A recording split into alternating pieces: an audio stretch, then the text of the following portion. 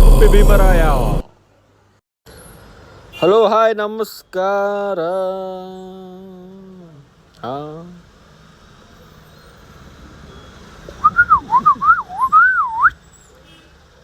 ಏನ್ರಿದು ಜಾತ್ರೆ ಪೂರ ಖಾಲಿ ಖಾಲಿ ಕಾಣ್ತಾ ಇದೆ. ಒಬ್ರು ಇಲ್ಲಲ್ರಿ ಜಾತ್ರೆ ಒಳಗೆ. ಏನು ನಾವು ಜಾತ್ರೆ ಮುಗಿದು ಬಂದಿವೇನು? ನೋಡಿದ್ರೆ ಹಾಗೆ ಕಾಣುತ್ತಪ್ಪ. ಜಾತ್ರೆ ನೋಡಿದ್ರೆ ಖಾಲಿ ಖಾಲಿ ಕಾಣ್ತಾ ಇದೆ.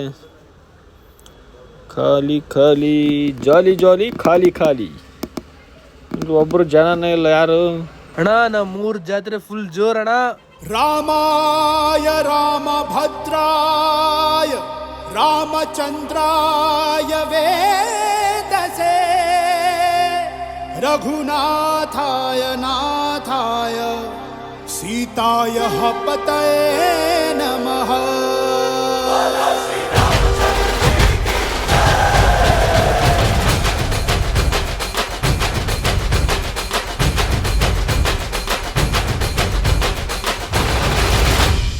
ರಾಮನಾಮ ಹಾಡಿರೋ ರಾಮ ಬರುವನು, ಅವನ ಹಿಂದೆ ಹನುಮನು ಇದ್ದ ಇರುವನು.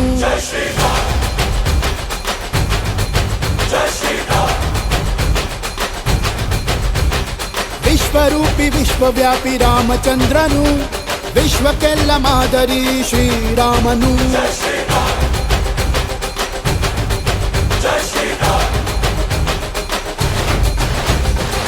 ವೇದ ವೇದಾಂತ ಓಂಕಾರ, ರಾಮನಾಮ ಎಲ್ಲೆಲ್ಲೂ ಸಂಚಾರ. ಹಾಡೋ ಹಾಡೋ ಜೈಕಾರ.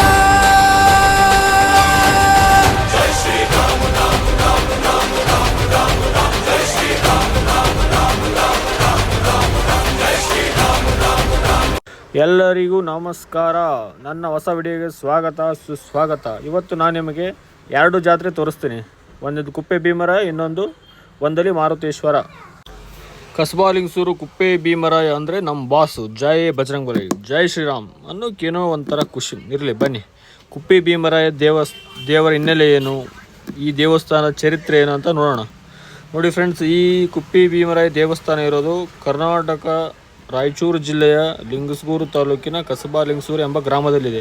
ಇದು ಲಿಂಗಸೂರು ತಾಲೂಕಿಂದ ಕೇವಲ 5 ಕಿಲೋಮೀಟರ್ ದೂರದಲ್ಲಿದೆ. ಕುಪ್ಪೆ ಭೀಮರಾಯ ಸನ್ನಿಧಿಯು ತುಂಬ ಜಾಗೃತವಾದ ಕ್ಷೇತ್ರವಾಗಿದೆ. ಈ ದೇವಾಲಯವು ವಿಜಯನಗರ ಸಾಮ್ರಾಜ್ಯದ ಆಡಳಿತದಲ್ಲಿ ಅವಧಿಯಲ್ಲಿ ಈ ದೇವಸ್ಥಾನವನ್ನು ನಿರ್ಮಿಸಲಾಗಿದೆ.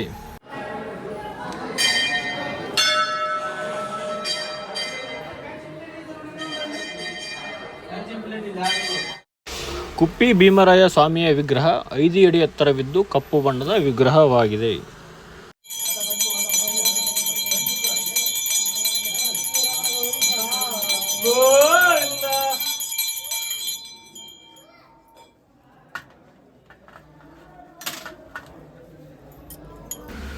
ನೋಡಿ, ಇವೇ ಹನುಮನ ಪಾದುಕೆ.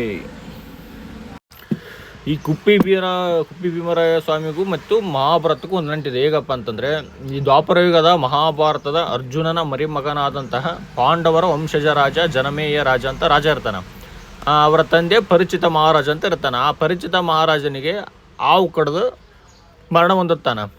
ಆವಾಗ ಅವರ ಮಗನಾದ ಜನಮೇಯ ರಾಜ ನಮ್ಮ ತಂದೆಗೆ ಹಾವು ಕಡ್ದೈತೆ ಅಂತೇಳಿ ಆ ಒಂದು ಸರ್ಪಯಾಗ ಮಾಡಿ ಎಷ್ಟೋ ಲಕ್ಷಾಂತರ ಹಾವುಗಳನ್ನು ಕೊಂದುಬಿಡ್ತಾನೆ, ತೀರ್ಸ್ಕೊಂಡ್ಬಿಡ್ತಾನೆ. ಅದಕ್ಕೆ ಆ ಜನಮೇಯ ರಾಜನಿಗೆ ಸರ್ಪದೋಷ ಉಂಟಾಗುತ್ತೆ. ಆ ಸರ್ಪದೋಷ ಉಂಟಾದ ಮೇಲೆ ಜನಮೇಜಯ ರಾಜ ತದನಂತರ ಸರ್ಪಗಳನ್ನು ಕೊಂದಂತಹ ದೋಷ ನಿವಾರಣೆಗೆ ಋಷಿಮುನಿಗಳ ಸಲಹೆ ಮೇರೆಗೆ ಭಾರತದಾದ್ಯಂತ ತೀರ್ಥಯಾತ್ರೆಯನ್ನು ನಡೆಸಿ ಜನಮೇಜಯ ರಾಜ ಅನೇಕ ಸ್ಥಳಗಳಲ್ಲಿ ಆಂಜನೇಯ ಸ್ವಾಮಿ ವಿಗ್ರಹಗಳನ್ನು ಸ್ಥಾಪಿಸುತ್ತಾರೆ. ಅಂತ ಎಲ್ಲ ಕಡೆ ಸ್ಥಾಪಿಸಿದಂಥ ಆಂಜನೇಯ ಸ್ವಾಮಿ ವಿಗ್ರಹದಲ್ಲಿ ಈ ಕುಪ್ಪೆ ಭೀಮರಾಯ ದೇವಸ್ಥಾನವು ಒಂದು.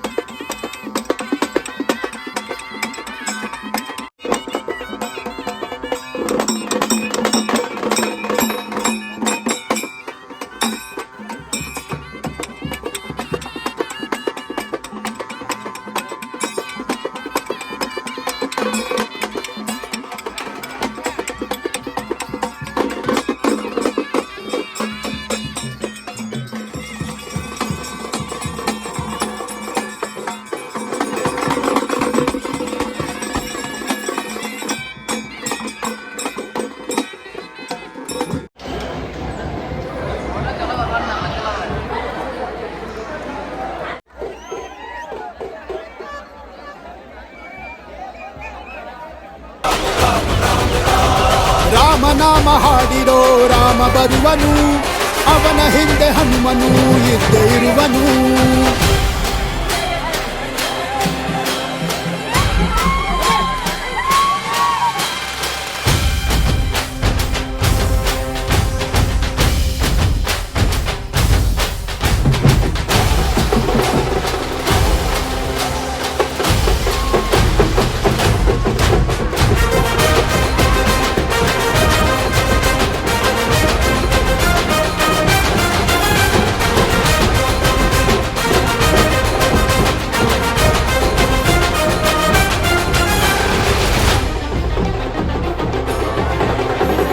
ಗುರಿಯನೆಂದು ತಪ್ಪಿಲ್ಲ ಬಿಟ್ಟಿರುವ ಬಾಣ,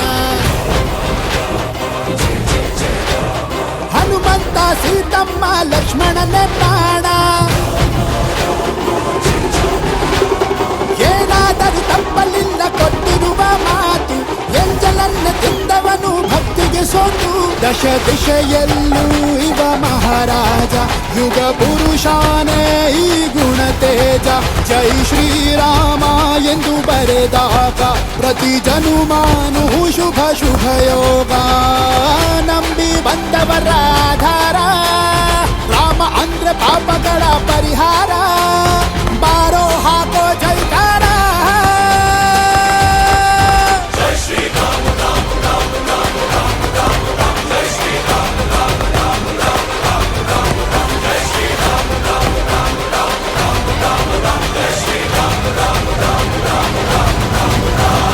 ರಾಮ ಬಿಟ್ಟ ಬಾಣಕ್ಕೆ ಸತ್ತ ರಾವಣ, ಆಂಜನೇಯನಲ್ಲವೇ ಗೆದ್ದ ಕಾರಣ.